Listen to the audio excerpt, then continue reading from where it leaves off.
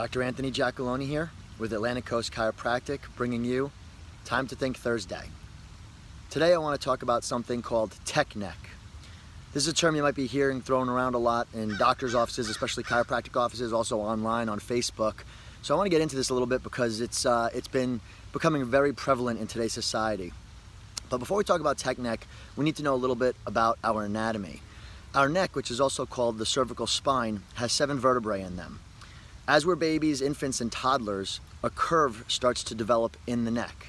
This is called a lordosis. It is normal and very healthy. The way that I tell people to think about this is, imagine if you're a parent or if you've ever held a baby before, we don't hold the baby far away from our body. We hold the baby in close to us. And the reason why we do this is that 6, 8, 10-pound baby is going to start weighing a lot, and the further away from our body we're holding them, the more tired our muscles and joints are going to be. But if we hold them in closer to our body, then our center of gravity is going to be able to blunt the weight and support the weight better.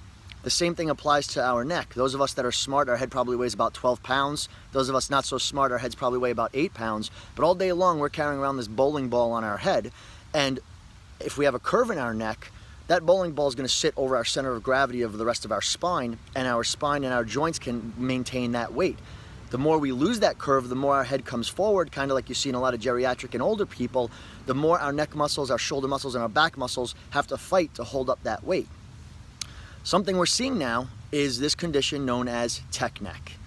And what tech neck is where we start losing that curve in the neck because of our technology, specifically phones. I'm on my phone right now, and what do we see people doing all the time? We're down like this, texting, typing, playing video games, whatever we're doing. I've noticed in restaurants, I see it with kids, they'll sit through a 2-hour meal and not even lift their head once, even when they're eating.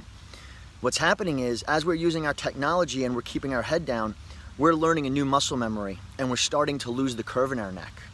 This is really important because this can lead to early degeneration or arthritis. It puts a lot of strain on the nerves and can cause a lot of tension headaches, also a lot of neck pain.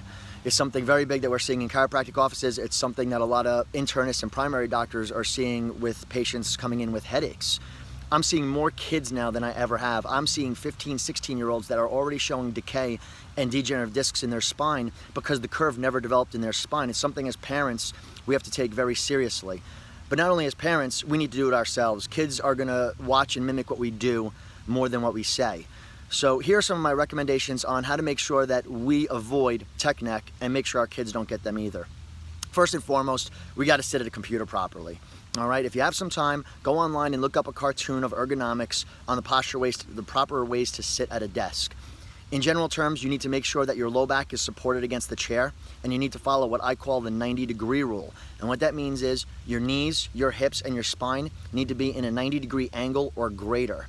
If your feet are underneath your buttocks in the chair, your knees are going to be at less than a 90-degree angle. It's going to make your body weight come forward. All right, same thing with your hips. You want to make sure your hips are 90 degrees and that low back is supported against the chair and that your shoulders are erect and upright. The computer screen should be just below your nose, not above your forehead. A lot of people think the higher the computer screen, the better. That's not the case. The higher the computer screen is, the more we're going to lean in to try to see the computer screen because our eyes naturally gaze at the distance of where our nose is. So we want the screen slightly lower than that. Print out an ergonomic cartoon, keep it up at your computer station. That will help you focus on your posture a little bit. Another big tip I highly recommend is something we can do subconsciously in the car. And what that is basically when you get in your car and you're going for your morning commute or your evening commute this evening, sit in the back get your back completely against the car rest, put your head directly against the car, the headrest, and adjust your rear view mirror so you can see perfectly out the back. Now, as you're driving, you don't need to keep your head against the headrest, but when you're doing that to set up the right position, you're gonna make sure your neck is in that squared position it needs to be in. As you're driving down the road, you're gonna go try to look in the rearview mirror, and guess what's gonna happen? You're not gonna be able to see because you're slouching and your neck is coming forward. And now what happens is every time you go and look in the rearview mirror, it's gonna remind you to sit more erect and keep yourself square. And what's gonna happen is over the course of a couple of days, subconsciously, your body's naturally gonna retrain your posture. Lastly, we got to get off the laptops. We got to get off the phones. We got to get off the tablets. Now, I mean, obviously technology is a big part of our world. We're not going to get off of it completely. But what we can do is we can come home from work and not sit on the couch with our laptop or our phone and play with it. Something I recommend people doing is having a workstation at home. I don't care if it's the kitchen table, if it's a desk, but the last thing we should be doing is sitting on a couch and playing with our technology. It is just inevitable that you're going to get arthritis in your neck and start having headaches. So you got to put in the effort, and if you do this, your children will do it. All right, I don't think the phone should be meant for playing video games and being on Facebook and checking your email if you're doing it for extensive periods of time.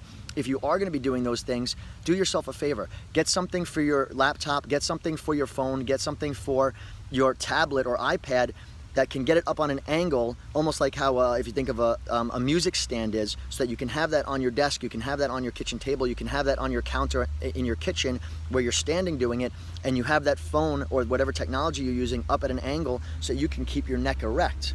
I promise you, you work on these things and you're going to be avoiding yourself a great deal of pain. And if you teach your kids these habits, it's going to make even a bigger deal. Try these things out. If you have any tips about how to avoid tech neck, let me know. I'm Dr. Anthony Giacalone. Thank you for watching.